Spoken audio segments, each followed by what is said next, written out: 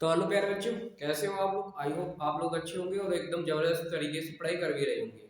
बच्चा, हमारा chapter number 2 चल रहा है और इस चैप्टर नंबर 2 में आज जो हम पढ़ने वाले हैं वो टॉपिक का नाम होगा बेटा बेकिंग सोडा खाने वाला पाउडर। ठीक है, बेकिंग सोडा खाने वाला सोडा या पाउडर। ठीक है, खाने वाला पाउडर बोल सकते हैं, सोडा बोल सकते हैं। ठीक है, तो बेटा इसके बारे में डिस्कशन करेंगे हम। इसका रासायनिक नाम क्या होता है, सामान्य नाम क्या होता है, अणुसूत्र इसका क्या होता है, साथ साथ इसको बनाने की विधि, उपयोग, भौतिक गुण, रासायनिक गुण, इन सारी बातों में डिस्कशन हम कर रहे होंगे। ठीक है, मोस्ट इंपोर्टेंट क्वेश्चन होता है बेटा ये भी, तो आप इसे इंपोर्टेंट डाल करके मोस्ट करके मोस्ट या वेरी वेरी इंपोर्टेंट करके डालो। ठीक है, बहुत ही पूछा जाता है ये एग्जाम में, तो इसके बारे में अच्छे से आप पढ़ेंगे। ठीक है, बिल्कुल भी बेटा आप वीडियो को स्किप नहीं करेंगे। ठीक है, पूरी वीडियो को कंप्लीटली देखेंगे। मैं आपको उम्मीद दिलाता हूँ कि बेटा मैं अभी जो पढ़ाना स्टार्ट करूंगा लास्ट वीडियो तक आपको कॉन्फिडेंस आ जाएगा एक ही बार में कि सर अभी मुझे क्लास देखते देखते ही पूरा याद हो गया है। ठीक है, तो बस ध्यान से आप देखते रहेंगे। ठीक है, चलते हैं फिर बेटे। सबसे पहले हम क्या करेंगे, इसका रासायनिक नाम लिखेंगे। लिखेंगे बेटा इसका रासायनिक नाम। रासायनिक रासायनिक नाम क्या होता है इसका रासायनिक नाम। ठीक है, तो बेटा इसका रासायनिक नाम होता है सोडियम सोडियम वाई कार्बोनेट।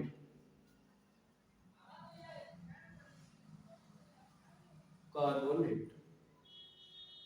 ठीक है, इसी को द्वारा से दूसरे नाम से भी जानते हैं। इसी का रासायनिक नाम होता है sodium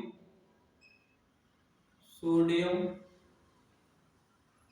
hydrogen hydrogen sodium hydrogen carbonate. Carbonate से उसके बाद में बेटा इसके अणुसूत्र की बात कर लूं। अणुसूत्र क्या होता है इसका अणुसूत्र, तो इसका जो अणुसूत्र होता है बेटा उस अणुसूत्र का नाम है NaHCO3। क्या होता है इसका अणुसूत्र NaHCO3 इसका अणुसूत्र होता है। सामान्य नाम की इसकी बात करें बेटा, इसका सामान्य नाम क्या होता है, सामान्य सामान्य नाम बेटा इसका सामान्य नाम होता है खाने वाला सोडा। खाने वाला सोडा क्या नाम होता है बेटा, खाने वाला सोडा। इसी का दूसरा नाम है बेटा, अन्य नाम से जानते हैं इसे मीठा सोडा। क्या बोलते हैं इसे, मीठा सोडा। ठीक है, इसके ये नाम होते हैं बेटे। ठीक है, अब साथ ही साथ में बात कर लेता हूँ बेटा बनाने की इसकी विधि। बनाने की विधि इसकी एग्जाम में बहुत बार पूछी जाती है, एक नंबर में भी, दो नंबर में भी अलग से हटा के पूछ लेता कि बताओ इसके बेकिंग सोडा के बनाने की जो विधि है वो क्या होगी। ठीक है, तो उसको भी डिस्कशन कर लेते हैं बेटा और ध्यान से सुनेंगे बेटा इसको। ठीक है, बनाने की विधि क्या डालेंगे हेडिंग, बनाने की विधि। बनाने की विधि एकदम कंसंट्रेटली आप ध्यान के साथ में समझिए बेटा।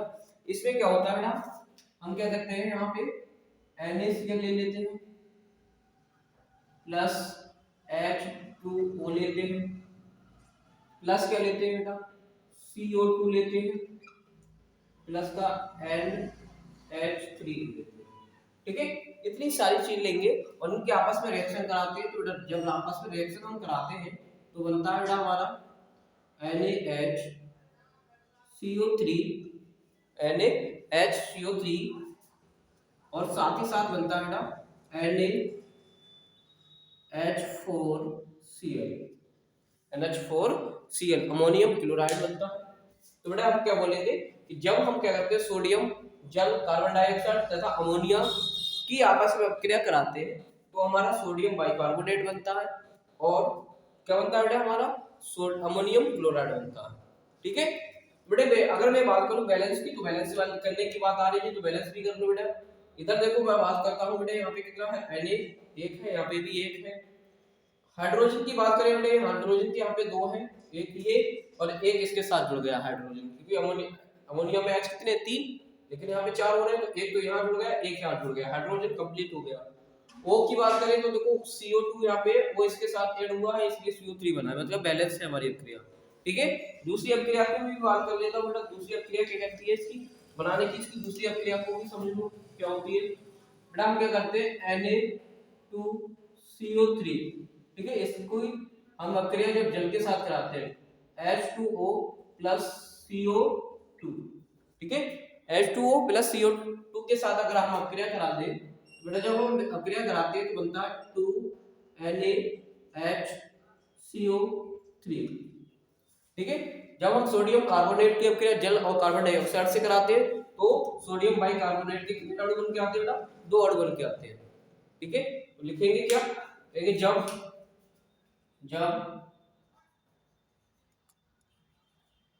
सोडियम कार्बोनेट की अभिक्रिया, सोडियम कार्बोनेट की अभिक्रिया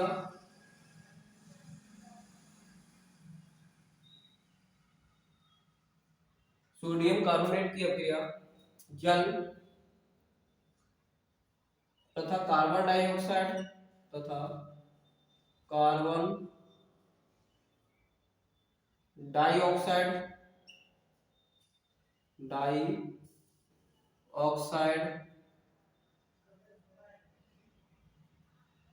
के साथ कराते हैं तो बेटा क्या बनता है हमारे, सोडियम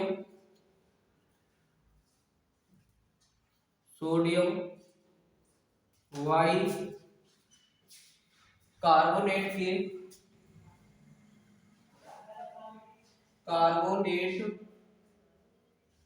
के 2 अणु बनते हैं, 2 अणु बनते हैं, ठीक है। तो ये तो सारी बात होगी बेटा इसके बनाने की विधि के बारे में, ठीक है। आप पढ़ेंगे इसके भौतिक गुण क्या होते हैं इसके बारे में, साथ ही साथ रासायनिक गुण के बारे में, तो इतना नोट कर लीजिए बेटा, फिर आगे बढ़ते हैं, ठीक है।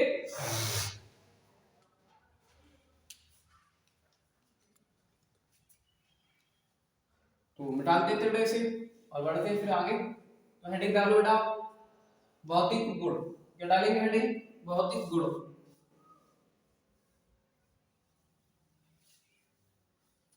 भौतिक गुण के बारे में देख लेते हैं बेटा।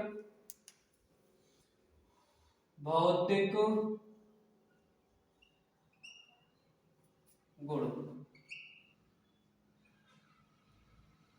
फिजिकल प्रॉपर्टीज,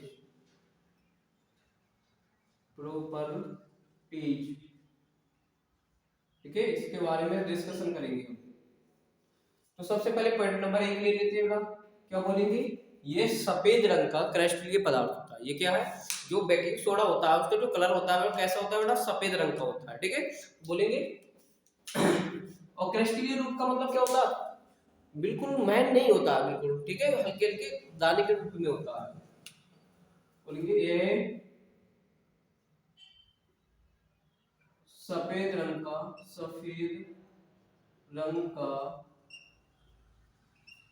क्रिस्टलीय पदार्थ है, क्रिस्टलीय पदार्थ है, ठीक है लाडलो। उसके बाद अगला इसका एक भौतिक गुण और है बेटे, ये क्या करता है, ये जल में अल्प में रहता है। पूरी तरीके से ये क्या होता है, पूरी तरह के अगर हम इसे पानी में ले, ठीक है, पानी ले और पानी में इसे मिलाएं, तो पानी में जब इसे मिलाते हैं तो बेटा वो पूर्ण रूप से पानी में नहीं घुलता है, ठीक है, तो इसलिए इसे बोलते हैं ये जल में क्या होता है, अल्प विलय होता है, ठीक है। ये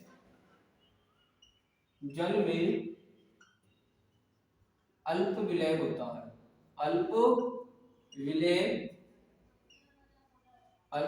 होता है, ठीक है, ये जल में कैसा होता है, अल्प विलय होता है। अगला क्या है, यह स्वाद में हल्का, कैसा होता है बेटा, हल्का कसैला होता है, कसैला होता है। कैसा होता है? हल्का कसैला होता है। क्यों होता है? अब इसका रीजन समझो। इसका रीजन ये होता है कि इसका जो पीएच मान होता है बेटा वो 7 से कैसा होता है? अधिक होता है। 7 से अधिक होता है तो वो क्षार, और क्षार में हमने आपको बताया था कि क्षार का जो गुण होता है कड़वा या कसैला होता है, बताया था। हाँ तो वही है इसका रीजन लिखेंगे। क्योंकि क्योंकि इसका पीएच मान 7 से अधिक होता है, अधिक होता है। ठीक है, तो ये सारे जो है उसके गुणों के भौतिक गुण के बारे में बात कर ली। अब रासायनिक गुण के बारे में बात कर लेंगे। हेडिंग डालेंगे बेटा रासायनिक गुण। रासायनिक गुण,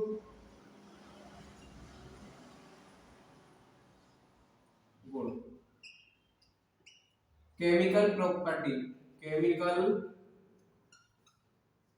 प्रॉपर्टीज, केमिकल प्रॉपर्टीज। ठीक है, ये इसकी है। और इसमें सबसे पहले हम क्या करेंगे, पहले ही रासायनिक गुण के इसके बारे में बात करूं तो इसे क्या कहेंगे, लिखेंगे गर्म करने को। जब हम गर्म करते हैं तो बेटा जब हम इसे गर्म करते हैं तो क्या होता है, ये गर्म करने पर, गर्म करने पर ये जो होता है वो किस में टूट जाता है, Na2CO3 में टूट जाता है और जल और CO2 दे देता है। ठीक है, लिखेंगे सबसे पहला गुण गर्म करने पर, गर्म करने पर। ठीक है, गर्म करने पर ये क्या करता है वो देखो, तो जैसे NaHCO3 है मेरे पास। ठीक है, जब हम इसे गर्म करेंगे, जब हम इसे गर्म करेंगे तो क्या बनता है बेटा, गर्म करने पर ये Na2CO3 प्लस H2O जल देता है, ऐसे समझो।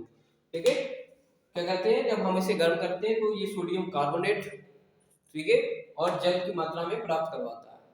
ठीक है, तो ये रासायनिक गुण इसका पहला एक रासायनिक गुण ये होगा गर्म करने पर। सेकंड रासायनिक गुण की बात करने पर ये भी इंपॉर्टेंट होता है, और जो अभी लिख रहे हैं वो भी इंपॉर्टेंट ही होता है। अम्ल से क्रिया, अम्लों से क्रिया। ठीक है, अम्लों से जब एसिड की क्रिया कराते हैं अम्लों के साथ, तो देखते हैं अम्लों के साथ ये क्या करता है। ठीक है, तो जैसे हमने ले लिया NaHCO3 प्लस HCl लिया हमने। ठीक है, तो जब हम इसकी अभिक्रिया कराते हैं तो हमारा बनता है NaCl प्लस H2O जल बनता है, लवण बनता है, जल बनता है, और साथ ही साथ बेटा क्या बनता है, CO2 बनता है हमारा, कार्बन डाइऑक्साइड गैस भी ये निष्कासित करता है। तो हम लोग के साथ जब हम सोडियम बाइकार्बोनेट की क्रिया कराते हैं, मतलब बेकिंग सोडा की जब हम क्रिया कराते हैं, तो जब कोई क्रिया हो रही होती है तो उस कारण उससे ये सोडियम लवण का निर्माण करता है, जल का निर्माण करता है, और साथ ही साथ बेटा कार्बन डाइऑक्साइड गैस को भी निष्कासित करता है। ठीक है, ऐसे कार्बन डाइऑक्साइड गैस भी निकलती है। ऐसी में बात कर लूं इसकी एक और ले लो हम HCO3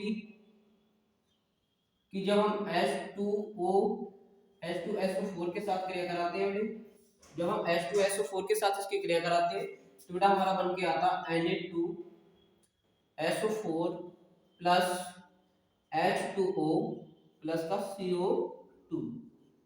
ठीक है, देखो लवड़ी है ये, तो क्या बोलेंगे कि जब अम्लों की क्रिया, ठीक है, मतलब सोडियम बाइकार्बोनेट की क्रिया जब हम जल के साथ सॉरी अम्लों के साथ कराते हैं तो ये अम्लों के साथ क्रिया करने के बाद लवण, जल और कार्बन डाइऑक्साइड गैस को बनाता है। ठीक है, तो ये इसके रासायनिक गुण के बारे में बात होगी।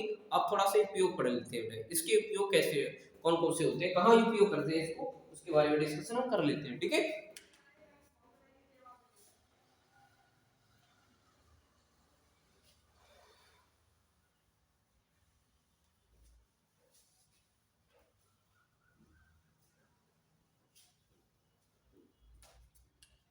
तो पहला गुण उपयोग लिखो बेटा, उपयोग मतलब यूजेज,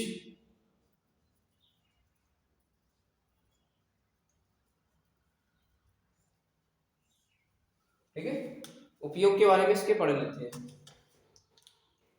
उपयोग सबसे पहला ही इसके उपयोग की अगर मैं बात करूं तो देखते हैं पहला ही उपयोग इसका क्या होता है, क्या होता है बेटा। पहला ही उपयोग की अगर मैं बात करूं तो इसका सबसे पहला प्रयोग करते हैं पेयजल, पेय पदार्थ बनाने में। बेकिंग सोडा का प्रयोग पेय पदार्थ बनाने में। अगली उपयोग पेट की जो एसिडिटी होती है उनको खत्म करने के लिए जो पदार्थ बनाए जाते हैं उनमें इसका उपयोग करते हैं। अग्निशमक के रूप में इसका प्रयोग करते हैं। अग्निशमक जो होते हैं, अग्निशमक मतलब जो आग बुझाने वाले यंत्र होते हैं उनमें इसका उपयोग कर रहे होते हैं से। उसके बाद बेटा अगर हम इसकी मात्रा को दूध में मिला दें, किस में मिला दें बेटा, अगर मैं इसको दूध में मिला दूं तो दूध क्या होता है कुछ देर के बाद ही फटता है। ठीक है, तो अगला इसका उपयोग ये हो जाएगा। तो साथ ही साथ में बात करूं उसके क्या, ब्रेड को, ब्रेड है, डबल रोटी है, इनको क्या करते हैं बेटा, ब्रेड को मुलायम बनाने के लिए, जबकि डबल रोटी को फुलाने के लिए भी इसका उपयोग हम कर रहे हैं। ठीक है, तो पहला उपयोग लिखेंगे क्या बेटा, पहला उपयोग इसका बोलेंगे पेय पदार्थ बनाने में, पेय पदार्थ बनाने में इसका उपयोग करते हैं, इसका उपयोग करते हैं। सेकंड पॉइंट की बात करें बेटे, सेकंड पॉइंट क्या करता है, पेय पदार्थ बनाने में इसका उपयोग करते हैं। सेकंड पॉइंट, ब्रेड को मुलायम मुलायम तथा डबल रोटी के लिए, डबल रोटी के लिए रोटी को फुलाने में इसका प्रयोग करते हैं, फुलाने में इसका उपयोग करते हैं, इसका उपयोग करते हैं। ठीक है लाडलो। पेय पदार्थ अग्निशमक के रूप में भी उपयोग करते हैं, तो लिखोगे अगला